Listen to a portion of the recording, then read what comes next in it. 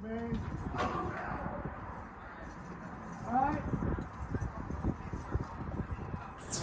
the mark.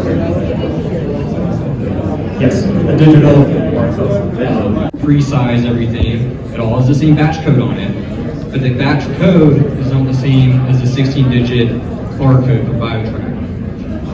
So it's a very important workflow step that I guarantee you will be messed up at some point.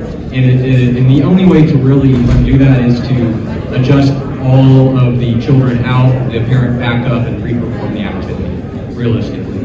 What we found too is it happens from time to time.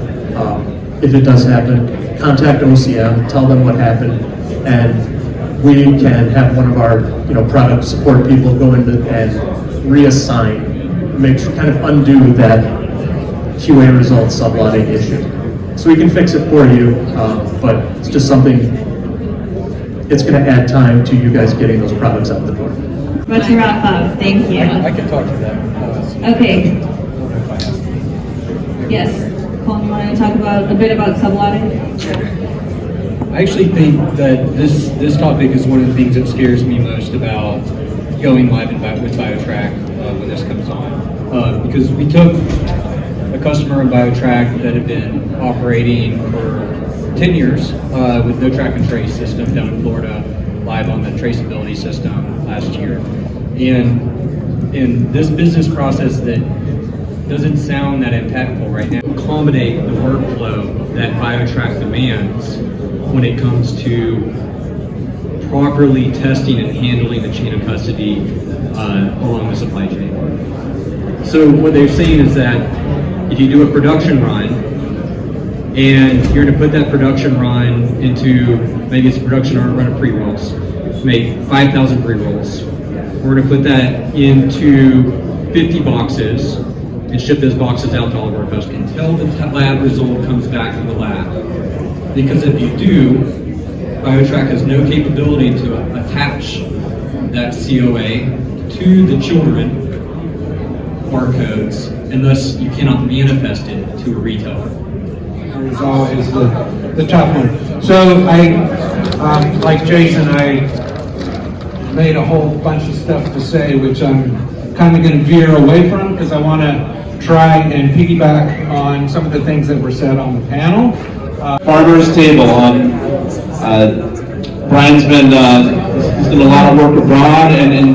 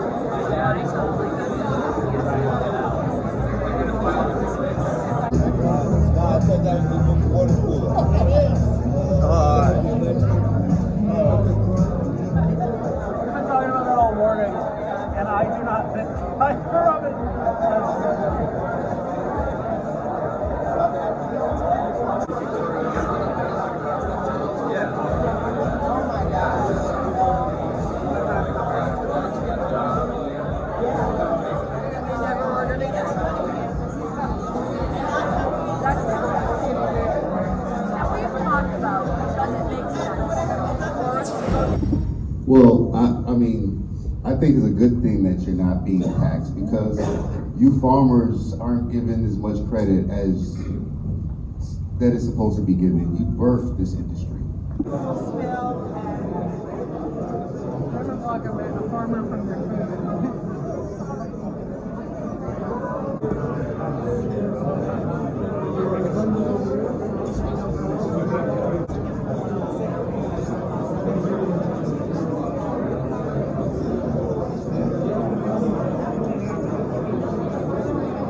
They don't care if it comes from out of state. 17.50 or $20. Why isn't it all 15? And it goes, you should go buy weed from out of state and sell it them while the compliance is low. This came from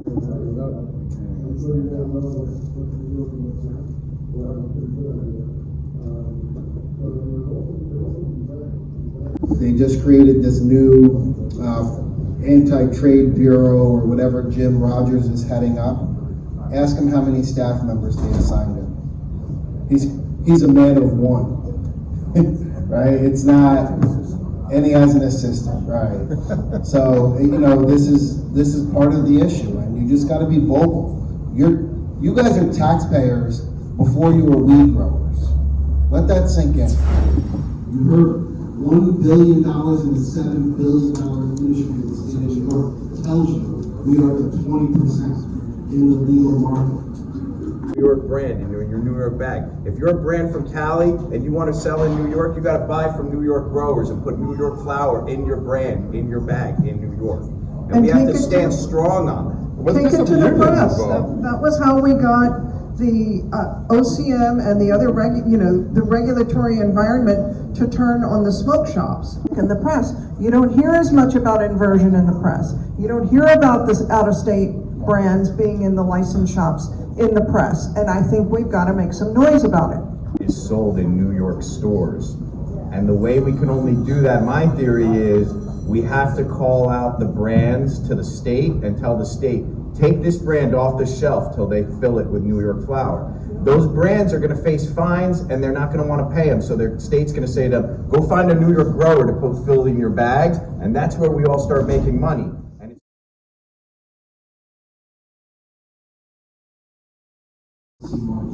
This is not alcohol. This is not any other type of industry. The legacy market will always beat us in pricing. Why? We don't have to pay taxes. Milliliter, $1 million and $1 billion. They don't know the difference. They can't determine how to regulate and build regulations that match a perfect washing point that the OCM just does not. Let me be careful. This is all regulators don't understand this, right? And I always say they don't know the difference between an ounce and a gram, right? We've had knockdown, drag out conversations about his sales team versus us doing it and how to do it. And look, this is the dichotomy of where we are in this industry. The most successful salespeople were ones that could speak to anyone. And then I realized the most successful salespeople are the ones that listen. Listen to your customers and solve their problems, and then you will have the trend. Absolutely. Anyone else want to take a go at that one? Indoor, outdoor? All right. But less than the cost of production. I think you have to keep your team, your operation nimble, right? I think people often equate success with large operations. And I can just tell you, they're sitting in front of me. I watched this team at Veterans grow, and the way they grew their operation, this is a processor, but the way they did it blows my mind. And I tell them all the time when I go up there, I'm like, it's another new face or another new department, another growth. But the way they did it was so strategic.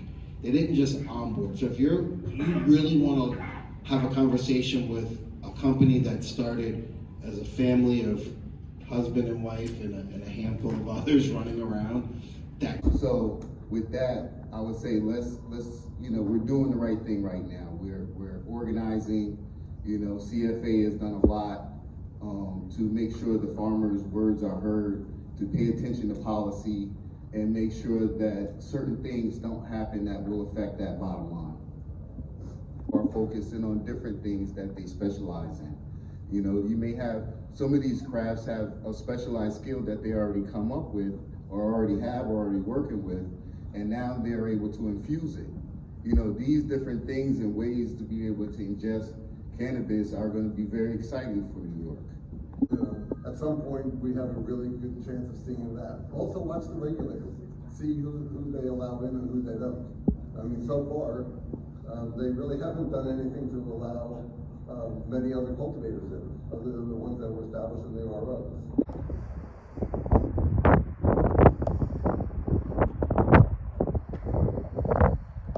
The CPCS system that consume those tags, it pulls them out of your hold them. So you print these tags out on your current printers, any way you're doing it, just try to keep it simple. Right? So you have to educate your. Again, I'm going to repeat back what was said and what I said earlier is live where your edge is. We don't make gummies. Processors charge us what they want. But if you watch the trend, the price of gummies is going down. I mean, when it started, it was like 30 bucks for 100 milligrams. Now you can go out and buy them for 12. Share ideas. My idea is no better than Rick's idea. My idea is no better than Saladine's idea. And some of the ideas that we have, he has, I might be able to incorporate. What I have, he might be able to incorporate. Right? We have to get away from this fear that somebody's gonna steal something.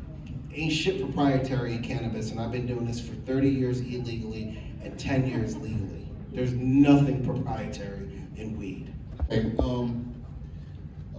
like I said, I also am lead consultant with Just to See Consulting. And so we do have a client that is fully outdoor, big tier farm that was looking towards that, because every year they just go, to the wall with what they can grow, full canopy, and they strive to get as much cannabis they can from out of the year. Small micro, we grow in combination lights, so in greenhouses year round. We harvest every 3 weeks. I believe doing what you know how to do, just like sit down the panel here. I would just continue to grow in greenhouses all the time and focus on that. But I can see where that could definitely help some people is to have the ability to grow outside and grow indoors in winter. But I tell people, we don't sell, how many of you sell weed in this room, honestly? How many sell weed? How many a weed experience, but I want to keep that discretionary level of consumption without having these That's because the consumers are not educated on the bev sector. You just talked about the gummies. Gummy consumption, if you look across the board, gummy consumption is the easiest entry in a nascent industry, because you have all these converts coming in, right? The people who want to consume cannabis but don't want to smell like weed, right? The people who want to experience the high but don't want their kids to know that they're getting high, or their pastor or rabbi or school board, right? And then we started, really for us as a brand, we looked at two things, and I always look at these things keenly. I look at the ability to consume discreetly without losing the value of cannabis. I'm not going to touch federal legalization, prohibition conversation. That's a whole. I could give you 2-day TED talk on my view on federal legalization and where we're headed. To be more specific to the question, the way I view it is, we are a new industry giving birth to a ton of tremendous ideas. right? So I always say, educated consumers make a sophisticated market. What emerging trends do you see impacting the New York legal market in the coming years? I guess I'll start there. In the beginning of the market, what we saw was that there was a promotion of sun-grown, you know. And as a legacy person, you know, I really paid close attention to what the customer wants. And what they want as far as smokable is very good crafted, clean weed that has certain terpenes and tastes that you probably can only really get from an environment that seems like a sunny, beautiful day every day to help the plants develop what they have. So I think that is going to be the next level of what New York looks like, besides the outdoor grown cultivators learning how to master the New York environment and getting better product out of that. Another thing is the BioTrack, you know, what that looks like. And what is that gonna look like, and what are we gonna do? Are we gonna do like Ruben said and maybe just, you know, fall back into that legacy market, because we certainly know that the consumer is still gonna be there. And find out that it's not really all about the dream. You can have cannabis as your passion and your hobby, but it really, at the end of the day, is a regulatory environment, a highly regulated industry, and that kind of zaps some of the passion and some of the fun. I mean, the passion and the fun is still there. That's awesome advice, and you know, I've been trying to do that for the last 7 years. The trouble is that I think in the 7 years we probably have, what, 17 people working for us today. We might have had probably almost 200 people go through our payrolls. You know, come and go, and just, it never, you know, everyone has their own reasons why they're working for you, but it's, you know, that, you know, building your team is really critical. If you can find, you know, a few people that can hold the whole show together, that's great. You will get turnover no matter when someone making $25 an hour decides that they want to move on to something different. So, you know, that's, you know, that's really important. And again, in your business, whether you're a dispensary or a cultivator, you know, go where you have an edge. If you have a great location and without anyone showing up, well, gee, that's an edge if you're retail. If you're a cultivator and you know how to grow certain strains really well, stick with that. If you're an indoor grower, same thing. You know, but I would tell you, just stick with what you do best. Evaluate what you do. I mean, after every year, we take a look at what we did and what worked and what didn't work.